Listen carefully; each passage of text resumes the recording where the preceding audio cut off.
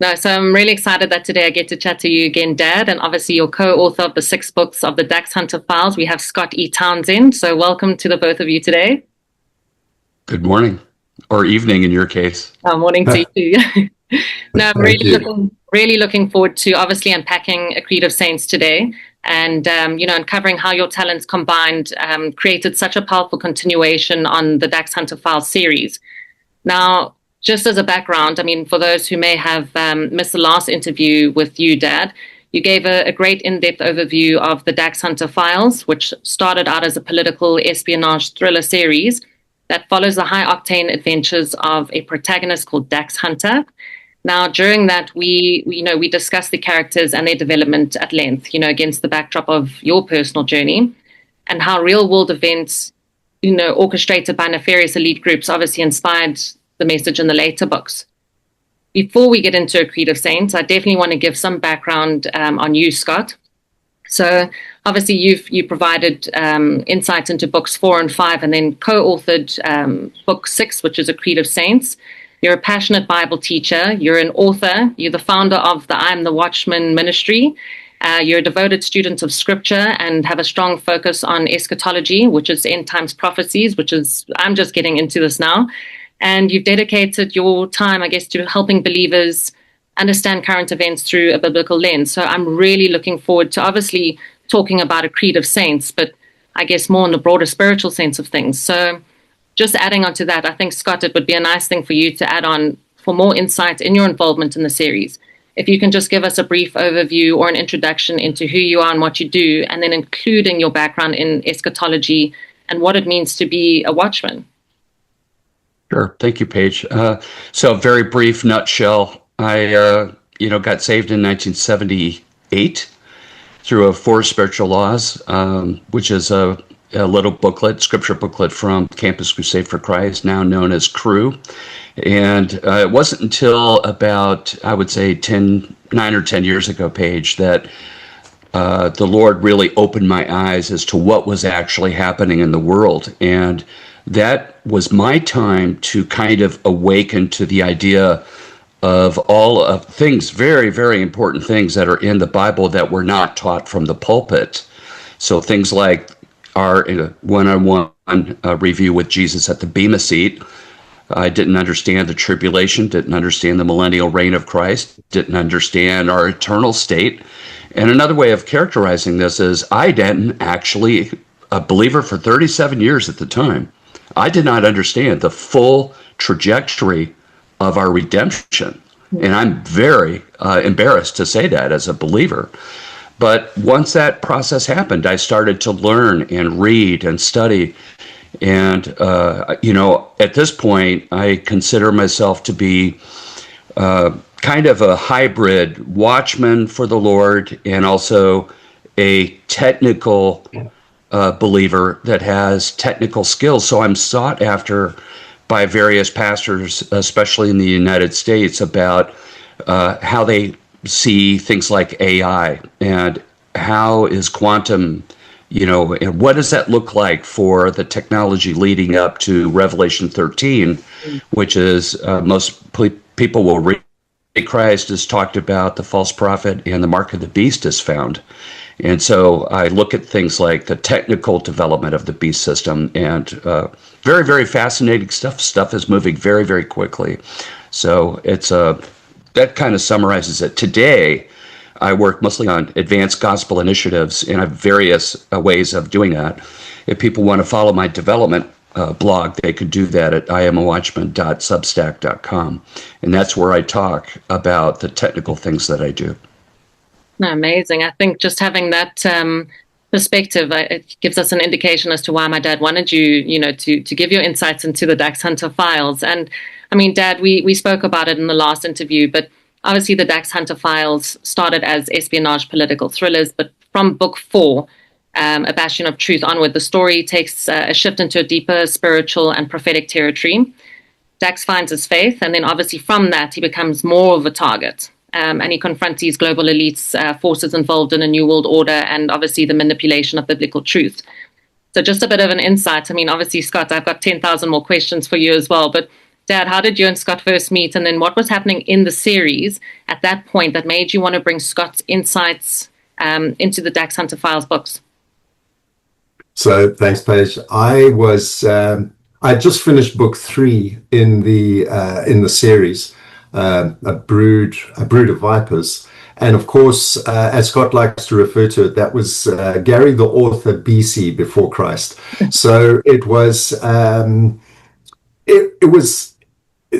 evolution. The story had evolved. There was a long story arc that started in the early 70s in what is now known as Zimbabwe. That's Rhodesia, and the protagonist, Dax Hunter, was an ex-Rhodesian Air Force helicopter pilot, and thrown into the cauldron of his life were a whole lot of incidents involving a nefarious KGB operative by the name of Morozov. And Morozov featured in the story actually as the antagonist for 3 books.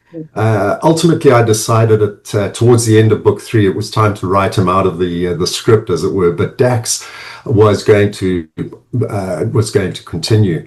Dax had by that stage advanced, not so much in years, but certainly in terms of his experiences, to the point where he was now starting to have the veil lifted and seeing what was going on behind this curtain that we now look through and see as a veil of deceit. And it's been ongoing for centuries, but it's only now coming to the fore. So what I did is I had a lot of fun writing those aspects into the book. And along the way, accused of being a conspiracy theorist. But as I like to say, conspiracy theory today, headlines in 6 months. So what happened was the book ended on a dramatic note. This is book 3, A Brood of Vipers. And I was settling into this whole idea of becoming a full-time author. And I was now already sort of looking forward to book 4, but as always, I didn't really have a well-formulated plot, just a whole lot of ideas rushing through my head. And around that time, 2022, sorry, I became a Christian. He and I had moved back here. I'd only been back a few weeks, and we were going through a number of churches, cycling through a number of churches on every subsequent Sunday, looking for the right church, the right family. And on our very first visit to one of our local churches, at the end of the service, I had a tap on the shoulder. I turned around, and Scott standing beside her, and they invited me to their Bible study group. And soon thereafter, I became a Christian.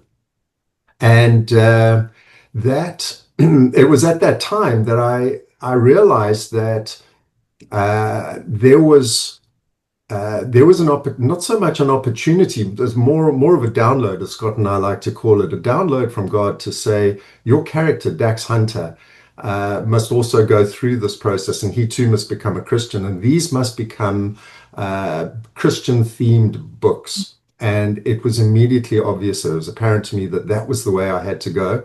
And with Scott alongside as this new friend and as a mentor and leader of our Bible study group, I called upon Scott. I was probably a third of the way into the book, and I realized where things were going in the plot, I needed assistance not only with the biblical aspects of the book from a biblical accuracy point of view, but also the AI technology that I wanted to introduce. So I invited Scott to come alongside as an assistant, as it were. He graciously accepted, and he helped me with several of those chapters.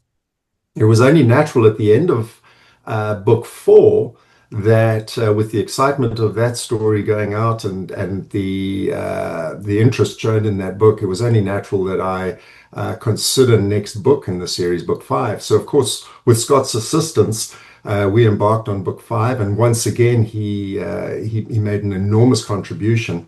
So much so that at the end of book 5, it was, as they say in the vernacular, it was a no-brainer. I needed to get Scott alongside in a more formal relationship, and I offered the opportunity for him to come alongside as a co-author. I'm going to hand the baton to Scott and let him tell you what he did when I offered that that baton.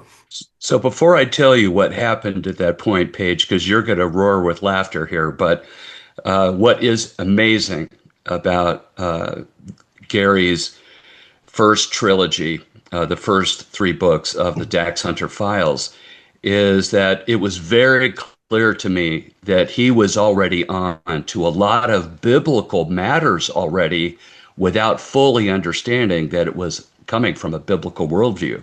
So it was fascinating that it was basically a layup to go right into book 4, 5, and 6. And so that was just awesome to see that. I was so impressed with the quality and I would say the suspense and the historicity of it. The action scenes were amazing, and let me tell you, I've read hundreds and hundreds of books in that genre, and I recognized immediately just the friendship aspect of it. Just meeting Gary, I read all of his books up to that point, and I saw what a high quality author and how strong his thinking was. So I was very impressed and didn't hesitate to pitch in and try to help there. But getting back to the moment when Gary said, "Scott, I'd like you to consider being a co-author," I said, "No, Yeah. no." And your dad doesn't like to hear no, Yeah. by the way, right? So he wore me down without many words at all. In 2 days, I relented. I prayed about it a little bit, and I realized, you know what? I've always wanted to write a book. I'm going to let go of my part of it here. I'm not going to pursue that. I'm going to pitch in full intensity with Gary. And the result of our collaboration, although more formalized, um, you know, I just can't imagine a stronger performance and storyline and story arc and the character developments as we've been able to achieve in A Creed of Saints. And it is really impressive, to see what has happened. And maybe later in the interview, we can talk about how Gary and I worked together in order to achieve some of the scenes and the themes that were brought forward into the book. Well, no, I definitely think, I mean, it's a powerhouse having the both of you. I think in terms of both of your backgrounds from, an individual perspective, then coming together to create A Creed of Saints. Not only is it, as you say, you've read my dad's books and leading up to that, you were really impressed. But I just think in terms of beyond that, this is such a powerful and important tool for people to kind of start uncovering their faith as well. And I think it's quite interesting with the Dax Hunter Files. He wasn't always into his spirituality and he hadn't found his faith. And I think a lot of people in today's society, how we have been manipulated or swayed away from faith, it is a bit of a journey. So it definitely wasn't, what do you call it? There's no coincidences that you two met, and I just think in terms of what you've created is so interesting. And obviously I want to find out a lot more about how you would co-author, obviously straight after going into the Rapture. And actually, maybe we chat about that now, because the Creed of Saints does pick up 23 minutes after the Rapture, from a crisis of faith.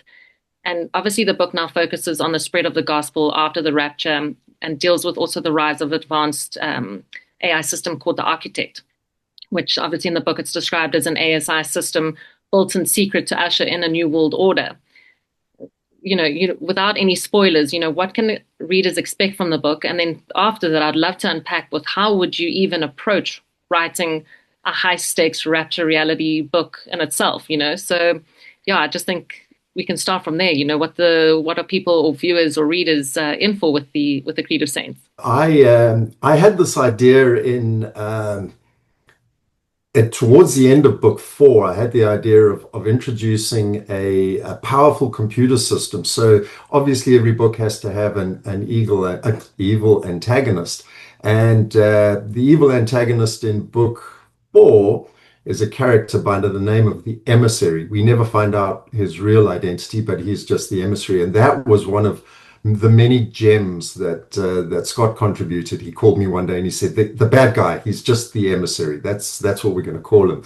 And the emissary is now featured in 3 books and will continue obviously through the rest of the series. But around about the same time, when I was bouncing this idea off Scott, saying, "Look, I'm going to need some assistance with the creation of this machine," I wanted to write, as I always do, with a level of authenticity that would leave a reader who is well versed in that particular genre or realm of aspect of the book. I wanted them to nod and say, "Yeah, that's very plausible." So, for example, the war scenes or the battlefield scenes, I can write with a little bit of authenticity there. The medical aspects, I will reach out and I'll speak to doctor friends and I'll get their advice. And it made sense that I reach out to Scott and ask him for advice on this, the construction of this machine. And Scott had the liberty to actually blue sky what such a machine might look like. And in fact, 2 or 3 years ago, when he wrote that scene, he was anticipating, looking forward, he was anticipating what such machines would look like. And in fact, now the headlines are filled with descriptions that absolutely emulate what he foresaw was coming. And that is obviously founded in his immense knowledge of technology and AI. So the machine itself has a name. It's called the Architect. And once again, that was a little gem dropped by Scott. Let's call the machine the Architect, which gives it almost a personality. And in fact, this machine is so powerful that its creator, a tech oligarch who's featured in several preceding books, has developed the software in such a way that this machine can study and then emulate human emotions. It is not subject to emotional weaknesses as humans are, but it has the ability to emulate them where necessary, or to at least evaluate them and maneuver around those human frailties, and then offer solutions that are cold and clinical, as one would expect from a computer. But in this case, it's the most powerful computer in the world. And once again, the detail in the description in there is it's telling. The reader, or if a reader were to read it now, they would say, "Yeah, that's the machine that." Those are the machines that have been built and have been supported in these massive data centers that are going up around America. But you've got to remember that this was written 3 years prior, and has now, come to pass, if I could term it that way. Paige, one of the interesting, and I do have a former title of a technical co-founder and chief technology officer, so this is kind of up my lane a little bit, but what I was, we were both very intentional with trying to capture this idea that the Antichrist doesn't have the attributes of God himself, right? So he's not omniscient. And in the Bible prophecy community, there's consensus that one of the primary ways in which the Antichrist figure, the rider on the white horse in Revelation chapter 6, the first seal judgment is basically the Antichrist arriving, on the scene, as it were. And one of the things that we wanted to do is empower the Antichrist with AI, because AI is used all the time in security apparatus. We've all seen clips from China and their social credit system, where you see images of people and there's a little box around them that has already identified them through optical recognition.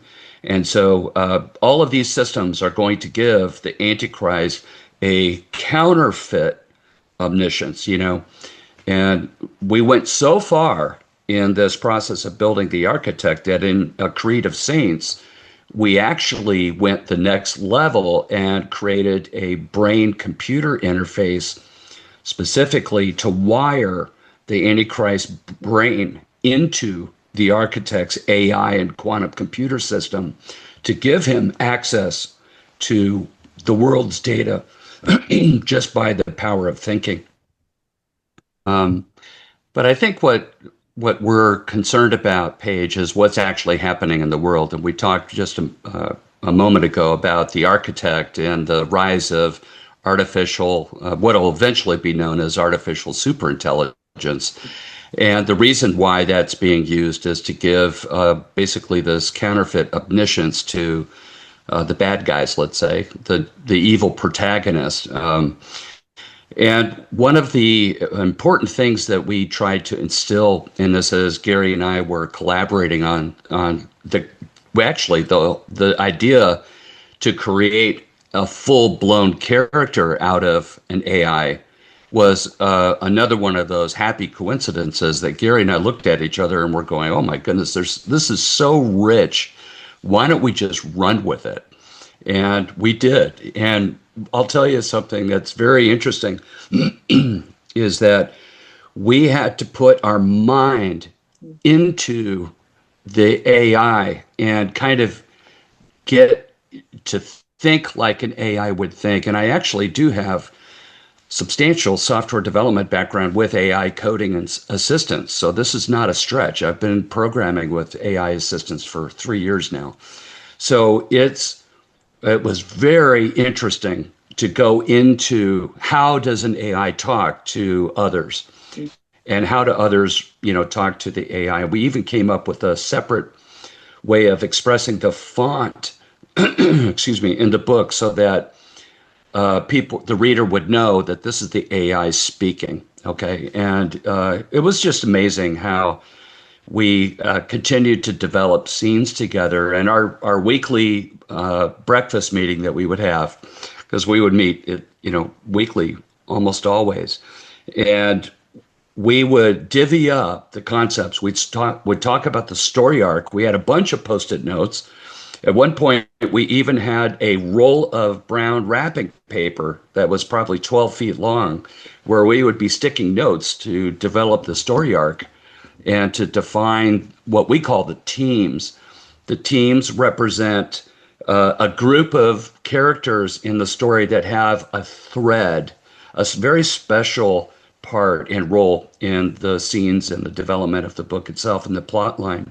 And so we just had a blast thinking through how we would approach it. But your dad and I worked very, very closely together on it. And I will just tell our listeners here, one of the things that I am most proud about is that, yes, I have a big tech background and I know eschatology very well, but one of the things that I started to notice as we were halfway through A Creed of Saints is that I'm reading scenes from Gary, and those are technical scenes that are in the book that I did not help him with. And so he grew so fast in terms of his respect, his understanding, his ability to articulate very technical matters, including eschatology and doctrine and things like that, on his own. And so that is the moment in which, if you remember the old TV series, the Kung Fu, there's the pebble that you have to grasp out of your hand. That was the moment where I no longer was a mentor. I was a peer. I was just a partner in this process, because Gary was so voluminous in his ability to push, and to bring substantial, language and storyline to the project, that it made it so easy for me just to nudge a little bit. And, we work so well together. And in the midst of our breakfast meetings it's just like Gary said, they're like downloads. We get just an inspiration about how should we handle this, or what would we do if that happened. And the book is a result of dozens of those types of downloads that we experienced together as we were crafting what we wanted to do with the characters. Well, I can only imagine what the waitresses were thinking while taking your coffee order, seeing all of these Post-its. No, I think, as you say, it's downloads. And I think, when you're putting pen to paper and you're taking these massive concepts and trying to streamline them into, a couple of characters and scenes and scenarios and all of that, I think it definitely does give readers a bit of an insight specifically into current world events. And then also for people to be privy of that information, it helps them to discern what is actually happening in the real world. Like I said just now, truth is stranger than fiction. And I think in terms of how you both have collaborated, taking, your background in eschatology, scripture, and end time prophecies, and Dad, obviously your writing background. And then it became a formidable force where the message beyond the book is so super important because people need to be fully aware just what technology can be doing. And I think, in the book, you also touched, what do you call it? You spoke about Silicon Valley and transhumanism as well, and those type of concepts. And, obviously AI, the emerging power of AI it's here to stay. And some people have a full grasp of it, like you, Scott. For me, I just started, asking it to improve some emails here and there. But it's super scary what it's capable of. And I think talking about it and writing about it, it gives people a lot more information on how to handle it and what is actually maybe at stake going forward in the future, and just how we can be aware of how it's going to control us instead of us, controlling it. That's correct. And one of the things that I think our listeners here are going to immediately understand, Paige, is that it doesn't take a big stretch right now to realize that something is wrong. Yeah. It's not the same anymore. But we still live in this kind of cocoon of normalcy bias. Gary, why don't you give my voice a rest here? Why don't you take it? Yeah, sure. As you mentioned a little while ago, you asked how it was that two sort of disparate minds can come together and forge such a cohesive book. Well, I want to just add to that. What Scott said is that there's an old adage that goes something along the lines that the whole is greater than the sum of its parts. And Scott, in his own right, is an incredible writer. He writes weekly blogs, and he's gifted with the ability to convey a very, very important message. Not only does he articulate that as well when he does his podcasts, but so he would feed me with his contributions. So it's basically a 50-50 project. And he would feed me with his inputs. We would divvy up the workload on our, during our weekly sessions. Okay, what do we have to do for the following 7 days? Scott would agree to take a certain load. I would take the other load, and then he would feed me his contributions.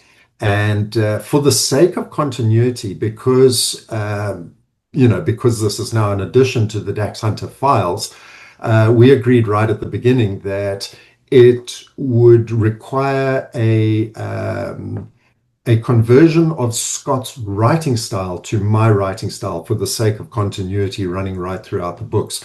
So Scott came up with a new name, and if Shakespeare could do it 400 years ago, we can do it as well. His new word that he came up with, garification. So he would send me off and he would say, take my work and apply your garification techniques. And the work basically is, as I say, without equivocation, it was a 50-50 effort, just with my writing style being the common thread throughout. But I was basically, in some instances, and Scott will probably agree with this because he's had several opportunities to edit along the way, I've had to dumb down some of the technical aspects, not for the reader's benefit, but it was the only way that I could get to understand it and write it in my garified way. Well, I'm glad. Yeah, go ahead, Paige. No, carry on. I mean, I'm glad you did that, so then at least I could, I could be able to digest some of the information a bit more easily. But sorry, Scott, you were going to say? Yeah, just that, some of it is technical, and we didn't want to pull any punches, but we needed to be reasonable. And one of the fun things that I get to joke about is that I've never written so well as when your father gets involved and fixes all of my issues. So I'm not good at grammar and things like that. And so I'd read what I wrote and it's like, wow, that's really good. And once it goes through Gary's filter, it comes out the other side extremely polished and consistent with the whole theme of the entire series. So I've learned so much about writing, and hopefully in the story arc of book 7, which we're about ready to begin, we'll continue to get better as a team. And if I could add to that, Paige, you mentioned right at the beginning of the interview that book 5 ended with the rapture. Book 6 picked up 23 minutes later. So of course now we're writing about events that we only know about as described in the Bible, in particular in Revelation, but there are other books in Daniel as well where there are common messages separated by hundreds and hundreds of years, such as the beauty of the prophetic timeline of the Bible. But we doctrinally, we want to try and stay. We have tried to stay as faithful as possible to the written word, and have taken some authorial liberties, just packing in the fictional aspects of the characters. So Scott mentioned a while ago that we have several teams.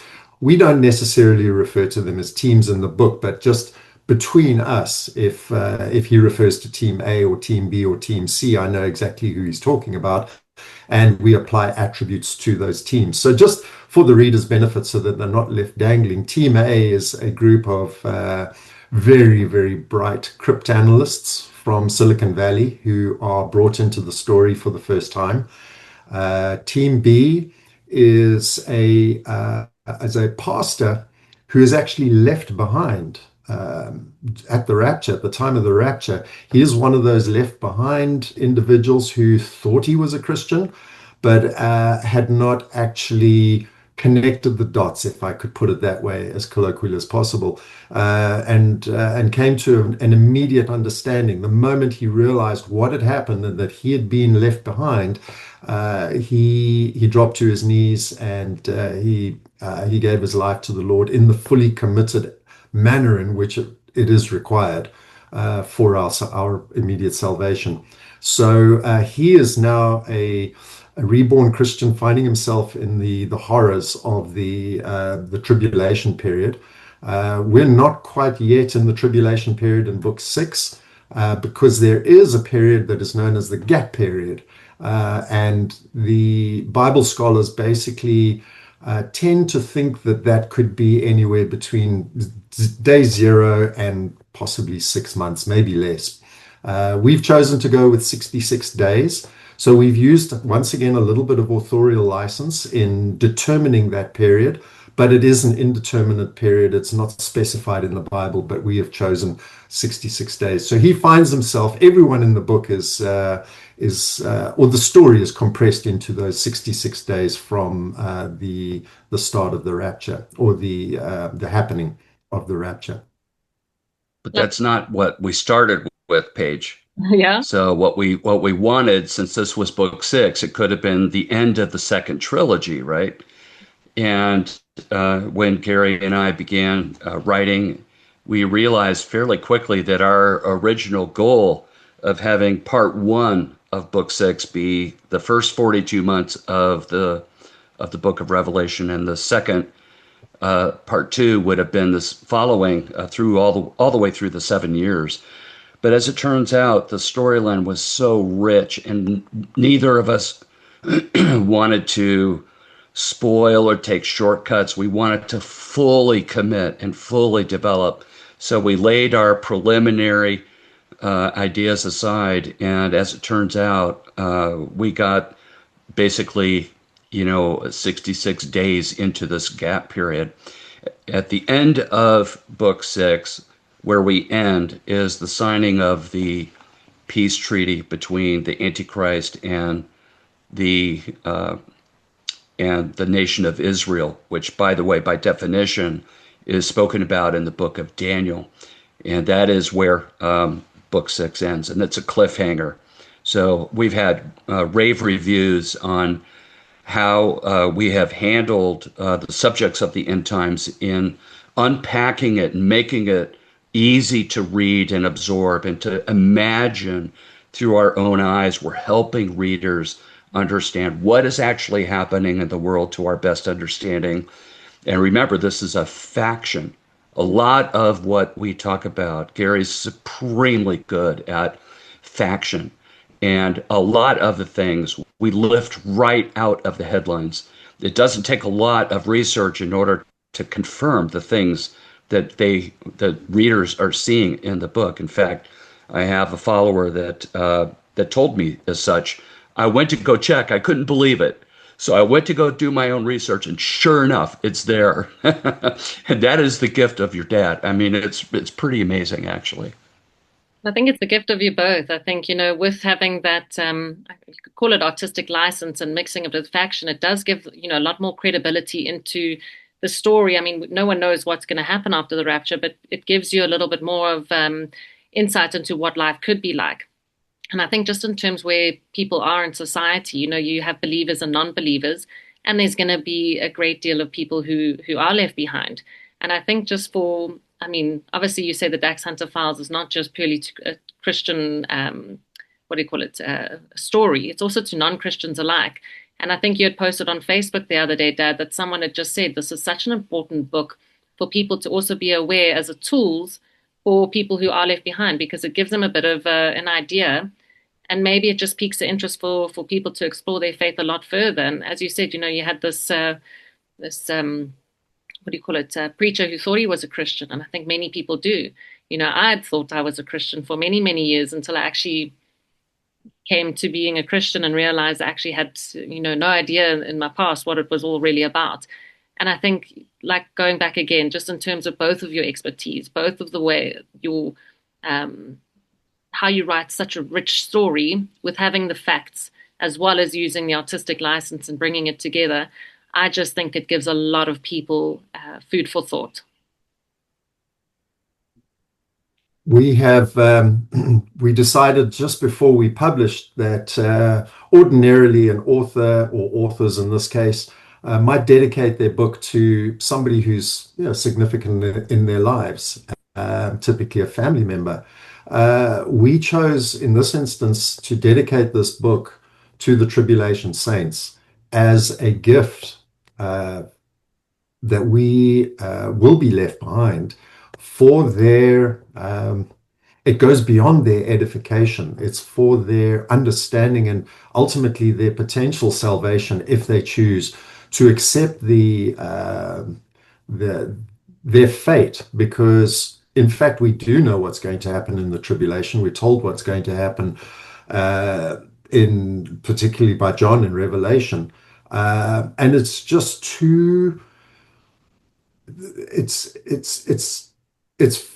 It should be enough of a wake-up call to propel people into dropping to their knees and seeking God's forgiveness and accepting Jesus Christ as their Savior for the pain and suffering that He endured on the cross for us into the future, forever redeemed. And this is a book for them because there is still salvation for them in the rapture. So this is a book dedicated to them, and we hope that it'll wake people up before they find themselves in that time. And Paige, I'll add to that both Gary and I prayed every time that we met, and we realized how missional a creative, well-constructed story could actually be in terms of giving our best thinking about what's happening in the world and to help shine a light, as it were, into the dark recesses of evil that we see today, or we may not see it, but we perceive it. I mean, the full-blown occult, things that are happening at the Super Bowl halftime show, the Hollywood ceremonies and stuff like that is just unbelievable. How much evil is coming. Think about the Olympics and the open thing with the false evil interpretation of the Last Supper. I mean, people get it. I think they intrinsically know something is wrong. And I think that one of the things we took very seriously is, what do we do to steward our understanding of the Bible, our love for people, And one of the things that I'm most proud about the collaboration with Gary is how underneath all of this is love and mission to point people who will be in desperate circumstances, as it were, at the end of the gap period, going into the tribulation, which will be book 7. They need help. They need help thinking. They need help understanding. They need a creative way for them to absorb, what the Bible says. We're just making it super easy to pull them through a journey of discovery and faith as it's lived out with the characters. It's really, it's such a privilege to steward a mission like this to both of us, I think. Well, I can only imagine, obviously going on this path, and I can't even talk about it and calling it a project. As you say, it's something bigger than that. It's a mission.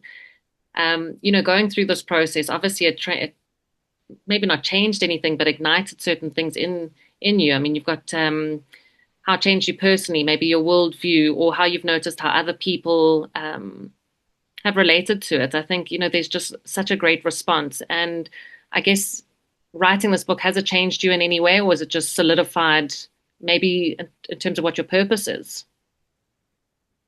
From my Gary, why don't you aspect, start? it's brought about a greater focus. It's concentrated the magnifying glass for me, and made me realize just how close we are. I always intuited that we were close. The signs are there if you just look, even if you're not looking. If you just apply a little bit of discernment, it should be obvious that things are different. Yeah. There is a level of intent and evil in the world at the moment that should be shocking us into, as I said earlier, dropping to our knees. Well, it is. I mean, you both talk about the Great Reset. There's Luciferian conspiracy. We've spoken about the human hybridization and, the mark of the beast, the one world religion. And I do feel as though it's just so important that people are aware of having this information, because they're not hiding it anymore. Like you were saying, Scott, just now, it's in Hollywood, it's in the occult, it's in, pop culture, in what do you call them? Concerts. It's in advertising. It's just everywhere. And for me, I see something and I can see what it is, and I just can't believe that they've become so, I don't know if the right word is abrasive, but it's just in our faces. Brazen. Yeah, brazen. Thank you. And it's just so in our faces that hopefully it is waking people up, because it's not by chance that, we're seeing this all unfolding. And I also just based on that topic as well, is obviously now, you were talking about it in our last interview, this disclosure day that's just come out, and how they're going to tell the story that it's going to be UFOs or aliens, or there's going to be something else to explain why the rapture happened, and leave people still during that time of tribulation, still questioning whether, God is real or their faith is real. I find that just completely so scary, but it's quite obvious now. And I just wanted to hear your take, because Dad, you briefly, spoke about it, but Scott also, in terms of the release of the UAPs or the UFO information and the files under Trump. Obviously, that is a huge tool that people are using to just completely wipe out the possibility that maybe a rapture is going to occur. Yes, the two areas that are most attacked in the Bible are Genesis and Revelation. And, that's where the entire story arc of redemption basically exists. And so it's no surprise that is still under attack. And one of the things that encourages me, that motivates Gary and I as we write together, is that the Bible specifically says that the number of people, we call them tribulation saints, it's who we dedicated book 6 to, are incalculable, their number. So we know that many, many, many people, how many people we don't know, but the Bible says that it's like the grains of sand. It's so many people. And I think that after the evidence of the actual rapture, I think people will intrinsically know. Many will be given over to deception. The Bible also talks about that.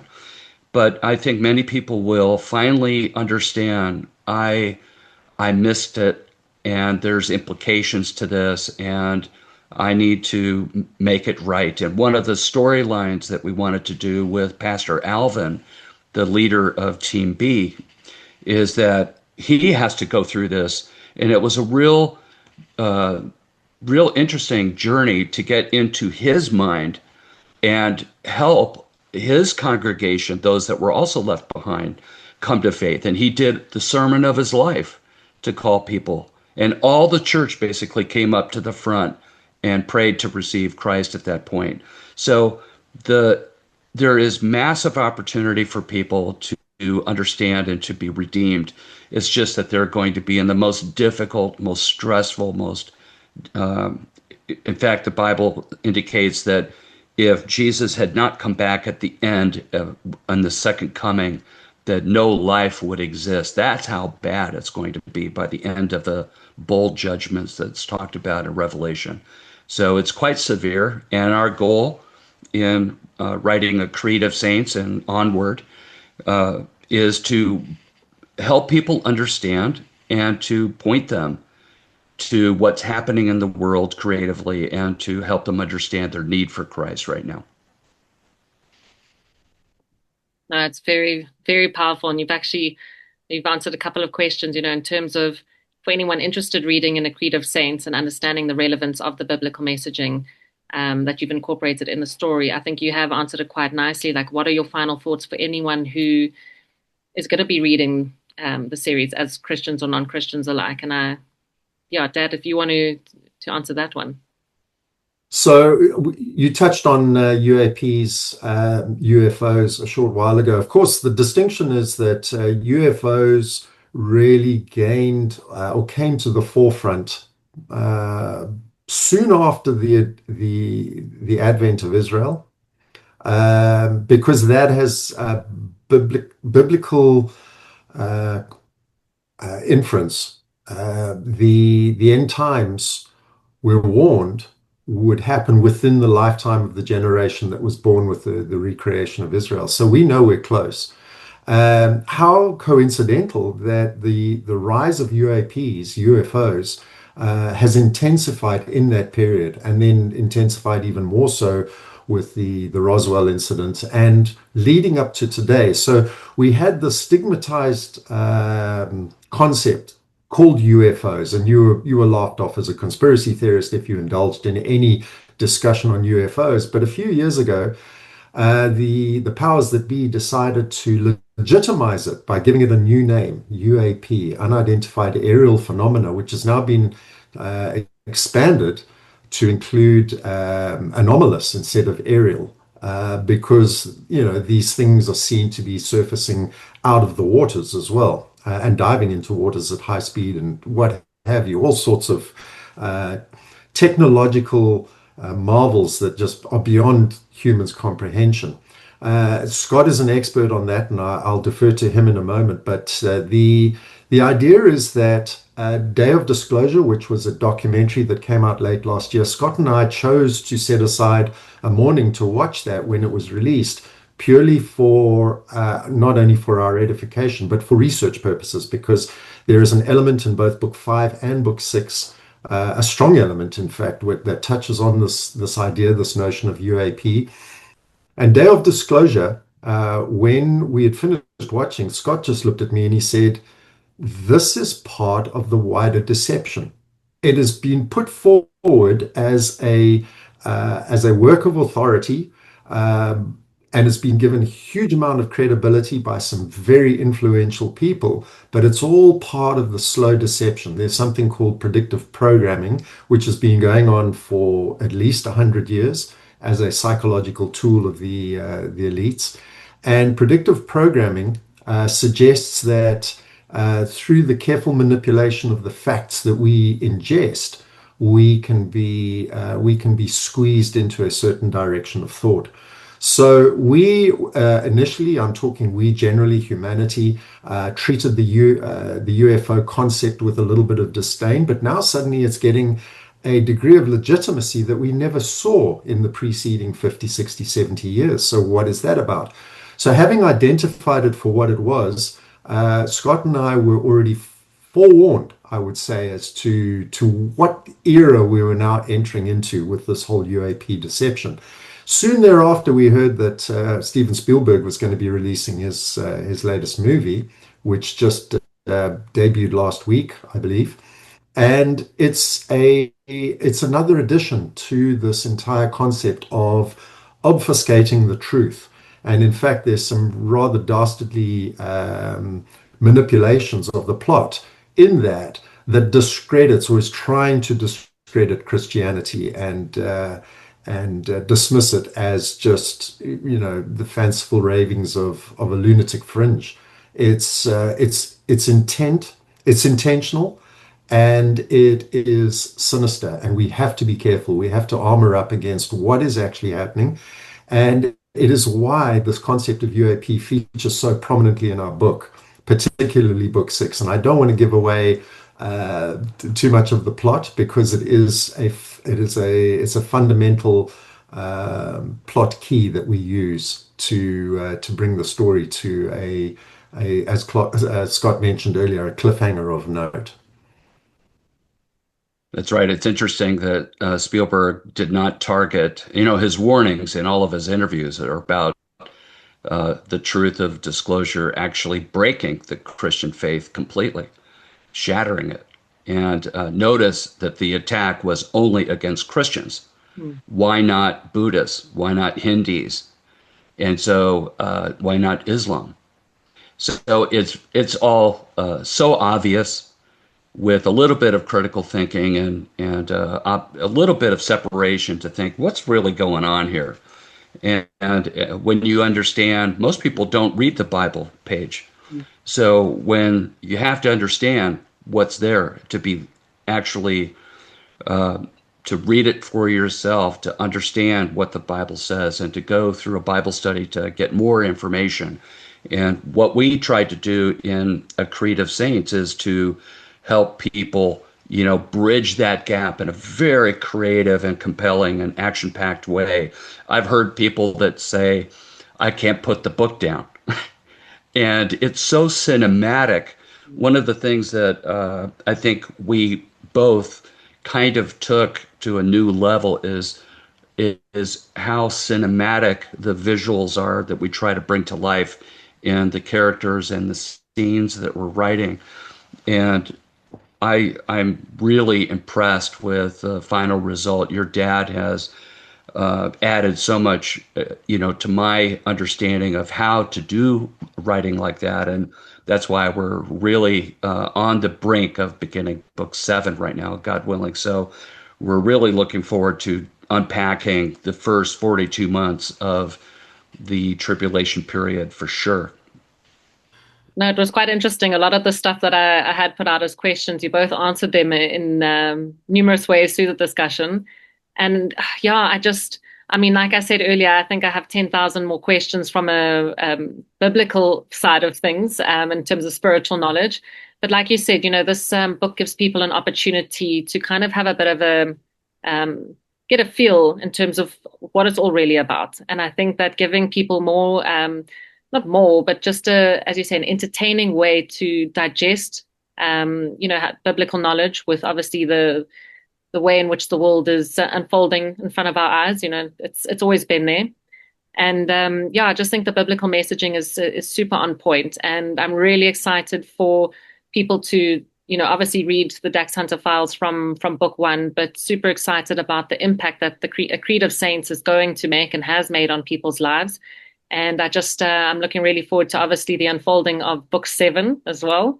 And I just think you both together make a formidable force. And like you said, it's mission work. You're getting downloads that bring about the purpose as to why we do what we do. And it's not just entertainment. It's not just fun. It's not just any type of book. It's a powerful message. Extremely powerful message, and especially coming from someone who's very new on my journey. I'm looking really forward to, people's questions through, watching this on YouTube, if they have any questions, to reach out, to ask. And like I said, I'm a student. I'm continuously learning. And, I'm learning so much from my dad, who I know is learning from you, Scott. So, it's just such a privilege to be amongst the both of you and having these type of very deep, in-depth discussions, because it just makes me more and more curious, and brings me closer to my relationship with God, which is super important. It's been more important now than I've ever realized, because I have one. Do you know what I mean? I've got a relationship with God, and before that, it never really made sense to me. And everything it's all making a lot of sense, and it's scary what's happening in the world today. So I think just in terms of both of your knowledge coming together to write this book, it's extremely exciting. And well done to the both of you for getting A Creed of Saints out. When was it? A month ago, or just 2 days shy of a month ago that it launched. You've been getting great, beautiful reviews, and may more continue. And yeah, like I said, I'm looking really forward to the next books. And yeah, just in terms of Dad and Scott, obviously, where can people purchase A Creed of Saints, and obviously the rest of the Dax Hunter files? So they're available. You can actually get them via my website, which is www.garyalbyn.com. They will provide a link to either of Barnes & Noble or Amazon. So Amazon obviously being worldwide, and Barnes & Noble, Canada, America.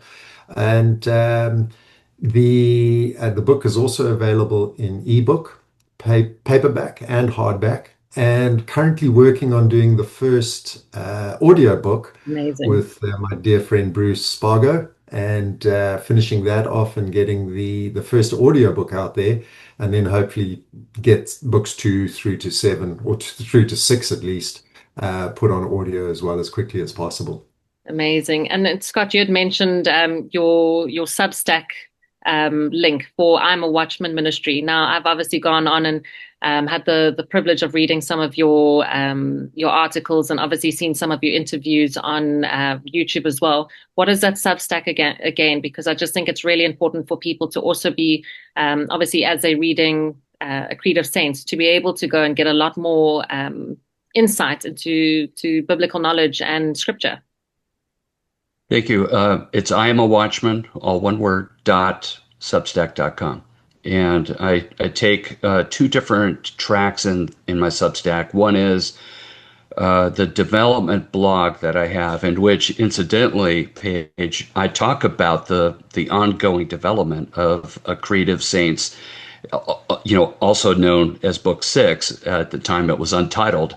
But you'll see the whole update list week after week after week. I talk about the updates that Gary and I have achieved as a way of bringing readers along the journey with us. And I also talk about the Kitchen Table series, where we just talk very honestly about the things that are going on in the world, and really do some thought leadership for the Watchman community. But if you don't mind, I'd like to add an important thing. The Lord's kind of impressing me right here, that I would like to address our listeners right now, viewers and listeners. We've talked a lot about the development of the book, but there is a purpose underneath that development. We're so privileged to be living in the days in which we are.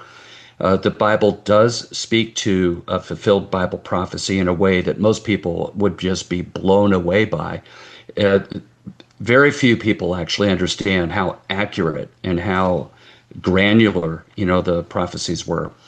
And I just want to help people understand an important principle here. If something in this interview has touched you, and you feel through this podcast or elsewhere where other people are beginning to talk about spiritual matters, I want you to understand, is that the Lord pursuing you? Because that's how it begins, Paige. We realize that we're awakening to spiritual matters. And when we realize that, it is an incredible thing. The Lord does not want any to perish. He is calling people to himself.